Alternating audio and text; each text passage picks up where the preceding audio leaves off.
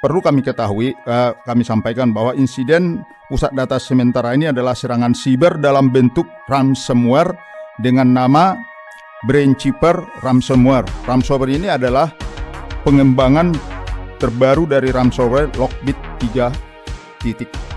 Pak Menteri tidak menceritakan penyebab masalah itu. Hanya menceritakan dunia sudah terserang oleh ransomware. Tapi yang saya lihat, Bapak hanya menceritakan penanganan setelah pasca terjadi masalah.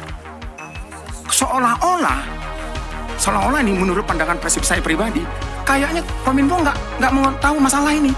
Pada hari Kamis, tanggal 20 Juni tahun 2024, menjadi hari yang tidak biasa-biasa saja. Laporan-laporan aneh bermunculan. Di bandara internasional seperti Soekarno-Hatta, pemandangan kacau terjadi. Antrean di bagian imigrasi mengular panjang, sistem komputer mati total, dan petugas terpaksa kembali ke era manual, memeriksa paspor satu persatu dengan stempel. Setelah beberapa hari kekacauan, diagnosis resmi keluar. PDN telah diserang oleh suatu malware bertipe ransomware. Pelakunya adalah varian baru dari virus ganas bernama Lockbit 3.0 yang oleh peretasnya dinamai Brainkeeper. Data di 210 instansi pemerintah pusat dan daerah telah dienkripsi. Jika ingin data itu kembali, pemerintah harus membayar uang tebusan sebesar 8 juta US dollar atau sekitar 131 miliar. Berdasarkan kasus tersebut, aku akan menjelaskan secara lebih lanjut mengenai apa itu ransomware, gimana cara kerjanya, dan apa solusinya. Apa itu ransomware? Ransomware adalah sejenis malware atau perangkat lunak jahat yang dirancang untuk memblokir akses korban ke sistem komputer atau data pribadi mereka sampai uang tebusannya dibayarkan. Nama ransomware sendiri adalah gabungan dari dua kata dalam bahasa Inggris, yaitu ransom yang artinya uang tebusan dan malware yaitu malicious software atau perangkat lunak jahat.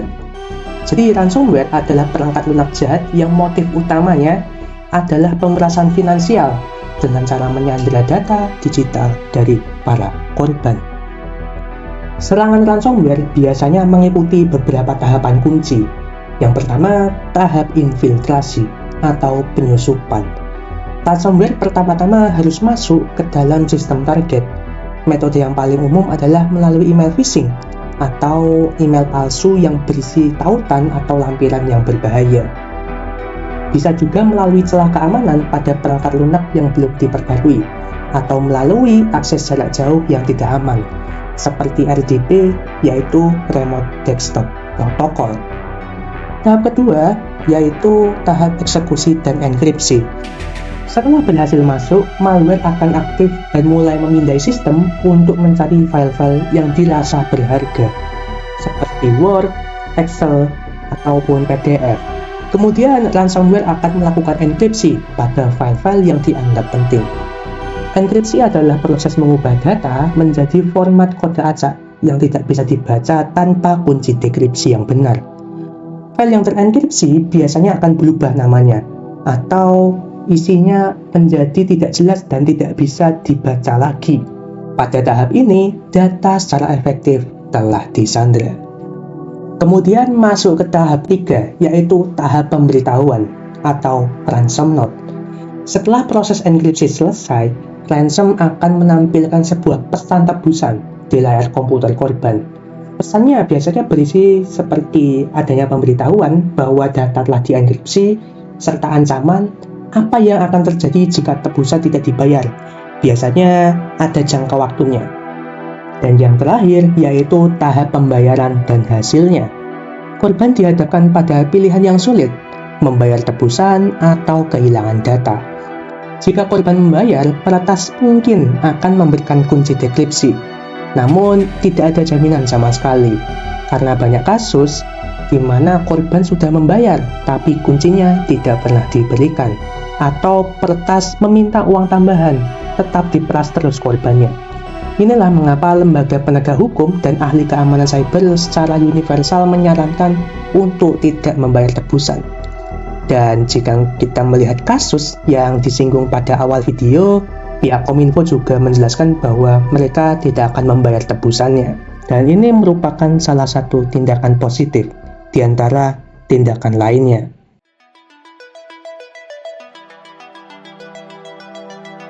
Oke, kali ini aku bakal praktek mengenai enkripsi dan dekripsi suatu data.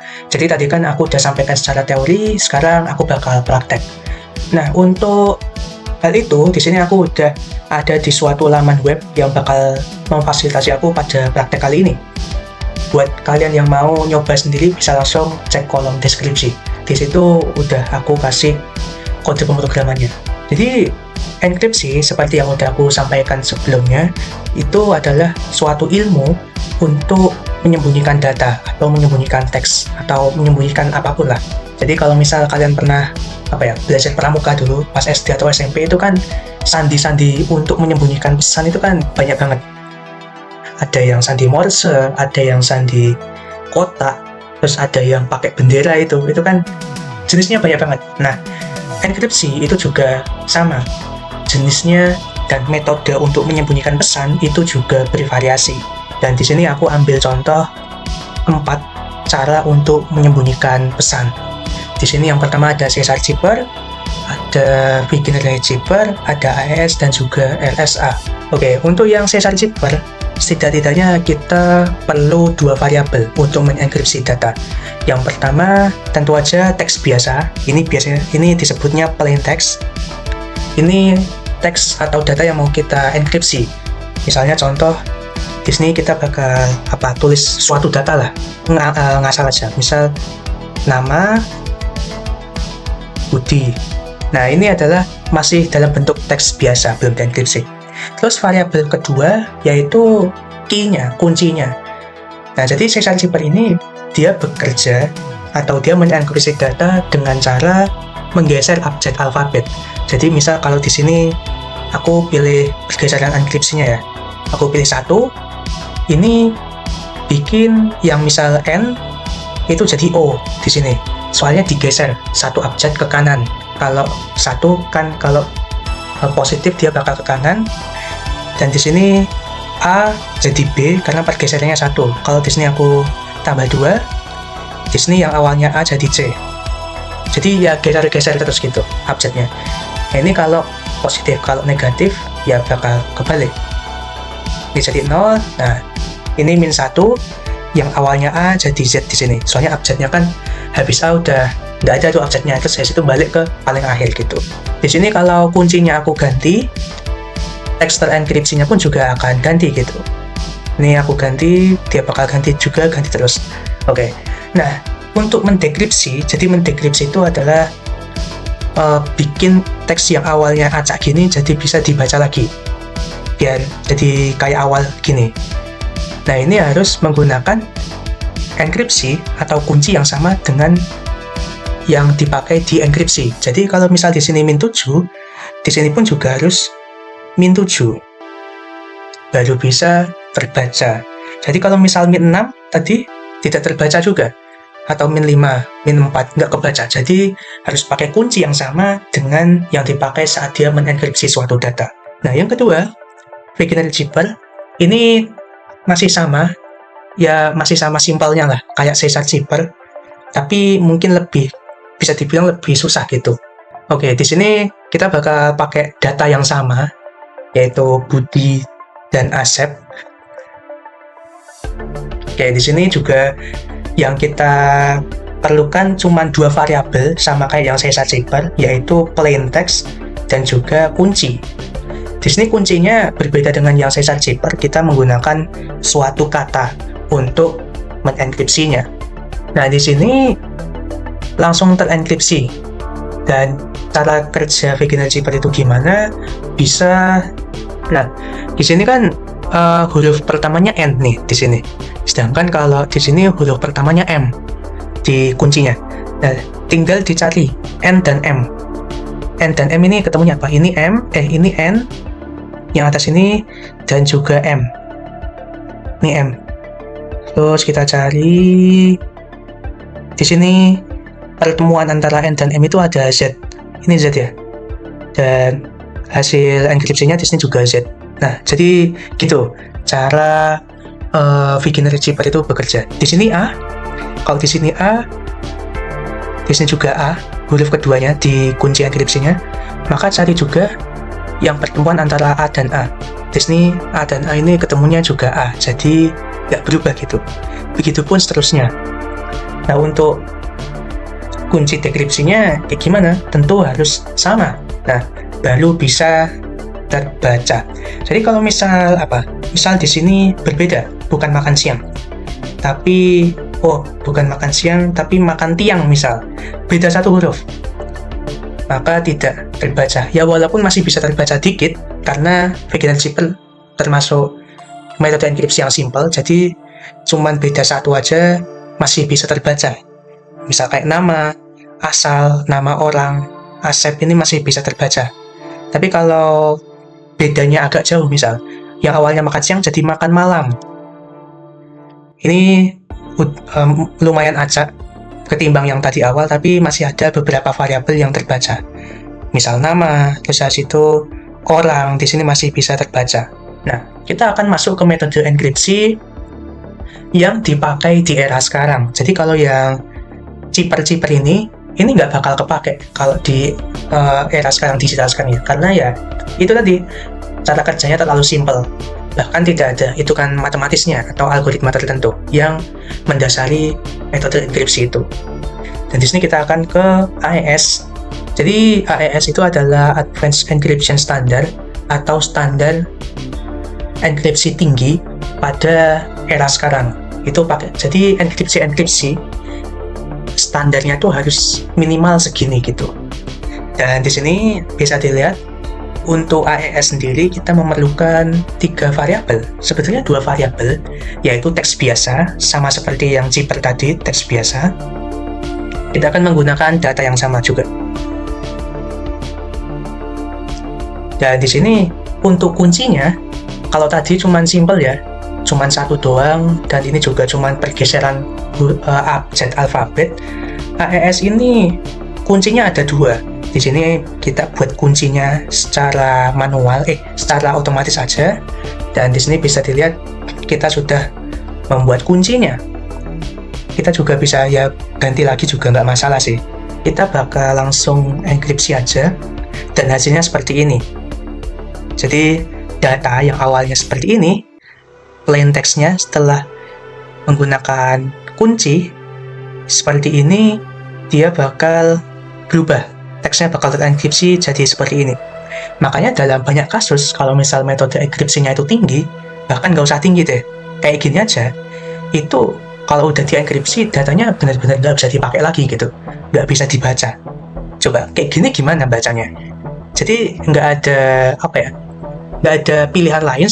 Kalau mau ngebaca datanya lagi, itu harus didekripsi ulang. Dan di sini kita tempel kunci dan 2 kunci yang sama, lalu kita dekripsi, baru bisa terbaca lagi. Coba kalau misal ini kita ganti satu huruf, ini F ya awalnya, kita ganti jadi G. Kita dekripsinya gagal, tidak bisa, dan datanya menjadi acak-adut kayak gini. Jadi penggunaan kunci yang tepat itu sangat penting, karena kalau misal kuncinya nggak tepat, terus didekripsi, malah tambah parah jadinya. Lihat, ini tambah nggak bisa dibaca ini, cuman logo-logo nggak jelas kayak gini. Yang awalnya ini abjad, ini udah nggak ada abjadnya, jadi tambah parah. Inilah alat enkripsi standar pada masa ini, yaitu Advanced Encryption Standard. Terus ada kemudian lanjut ke RSA. Nah, untuk RSA ini kita juga mirip kayak AES, kuncinya ada 2, ada kunci publik dan kunci privat. Kita akan buat kuncinya, dan lihat di sini I-nya panjang banget, panjang sekali kuncinya. Ini satu huruf salah aja udah kelar, nggak bisa dekripsi gitu. Dan yang sama dan yang akan kita enkripsi, dan jadinya seperti ini. Ini adalah hasil enkripsi dari teks ini berdasarkan private key dan public key yang kita punya. Dan sekarang kita akan tempel kunci pribadi, karena kalau konteksnya private key dan public key ini itu sebenarnya yang perlu kita keep ya, yang perlu kita simpan sebenarnya private key-nya aja. Jadi di sini kita akan tempel kunci pribadinya. Ini sama ya harusnya kunci pribadi yang ini, dan yang ini juga sama. Dan di sini kita akan dekripsi yang hasilnya tentu aja sesuai dengan sebelum dienkripsi, sesuai dengan plain text-nya. Di sini kalau misal kita ubah hurufnya, misal ini ya R di sini, kita ubah jadi W misal. Ini awalnya R ya tadi ya. Lalu kita dekripsi. Nah, decryption file. Nah, ini reverse Samuel Adelman. Nah, sebenarnya kalau ditanya gimana cara kerjanya, sebenarnya kompleks ya, nggak cukup waktunya dan panjang. Soalnya ada hitungan matematisnya, RSA itu. Dan menggunakan Euclid algorithm kalau yang RSA. Yang RSA menggunakan Euclid algorithm dan menggunakan suatu perhitungan matematis tertentu lah. Oke, jadi gitu aja. Untuk yang AES dan RSA ini merupakan metode enkripsi yang masih sering untuk dipakai. Tapi kalau yang Wigner Cipher dan Caesar Cipher ini nggak kepake gitu. Jadi makanya kalau suatu data itu udah terkena malware dan senjata dari malware itu adalah mengenkripsi data dan dia menggunakan metode enkripsi antara AES atau RSA ataupun yang lain ya yang memenuhi standar, ini udah nggak bisa dibaca lagi men. Standar enkripsinya kayak gini, yang awalnya data kayak gini jadi kayak gini, nggak bisa dibaca. Jadi makanya dalam banyak kasus pemerasan malware yang menyerang menggunakan cara mengenkripsi data itu ya udah nggak bisa diapa-apain lagi gitu, nggak bisa diapa-apain lagi kecuali dia punya key-nya, dia punya private key-nya. Jadi makanya kalau di kasus Kominfo kemarin akhirnya kasusnya selesai dan diselesaikan dengan Kominfo dikasih private key-nya dari hacker. Sebenarnya itu anomali juga sih, aneh juga sebenarnya ya. Tapi solusinya tetap private key, nggak bisa yang lain gitu. Nah, untuk mencari private key sebenarnya susah banget ya. Paling sering sih kalau misal algoritma yang gampang bisa pakai metode brute force, itu cari satu-satu. Jadi segala kemungkinan yang ada dicobain gitu. Dan tentu aja kalau nyobain satu-satu itu memerlukan banyak waktu yang lama, menggunakan energi listrik yang banyak pula gitu. Atau bisa juga ke suatu website ya, atau suatu lembaga. Jadi salah satu websitenya bisa di sini. Ini website yang menyediakan kunci private key kayak gini dari kasus-kasus yang sudah pernah ditangani. Jadi kan di masa-masa lampau itu, masa-masa dulu itu kan tentu udah pernah ya hacker-hacker ini melancarkan aksinya. Nah, ini beberapa kunci yang berhasil untuk mendekripsi serangan hackernya. Di sini ada macam-macam kan, bisa dilihat ada Phobos dirancang untuk dekripsi berkas yang dienkripsi oleh Phobos. Nah, Phobos ini salah satu metode enkripsi yang ada. Kalau tadi kan ada RSA dan AES ya. Ini ada Phobos, terus itu Euclid ransom, Paradise ransom, banyak banget. Dan ini nggak cuma satu web ini ya yang memfasilitasi, harusnya sih masih banyak lagi. Nah, ini ada Lockbit 3.0. Lockbit 3.0 ini yang menyerang Kominfo sebenarnya, yaitu Braincipher. Nah, ini udah ada problem solvingnya ya di sini. Tinggal di-download aja. Dan panduannya pun juga udah ada. Dan masih banyak lagi nih. Ransom. Ya emang kebanyakan serangan ransom ya. Ransomware itu menyerang dengan cara menenkripsi data kita. Jadi kayak gini lah. Gampangnya jadi kayak gini atau jadi kayak gini. Jadi kayak gini. Sebenarnya untuk mengatasi ransomware agak susah. Kalau misal udah terjangkit, udah kena itu agak susah. Jadi yang bisa dilakukan hanyalah mencegah agar tidak kena ransomware atau tidak kena hacking yang kayak gini. Nah, mencegahnya dengan cara apa? Banyak banget sebenarnya variabelnya. Tidak pakai aplikasi atau hal-hal yang bajakan, itu bisa juga gitu. Atau bisa dari email. Cek dulu emailnya, jangan asal buka email ini bener nggak email dari sumber resmi atau dari phishing doang nih. Jadi dicek, semuanya dicek, dan yang bisa dilakukan hanya berhati-hati setiap tindakan yang dilakukan di digital, karena kita nggak tahu apakah ada suatu malware yang terkandung dalam suatu aplikasi atau suatu web yang kita buka, cuy. Jadi gitu aja.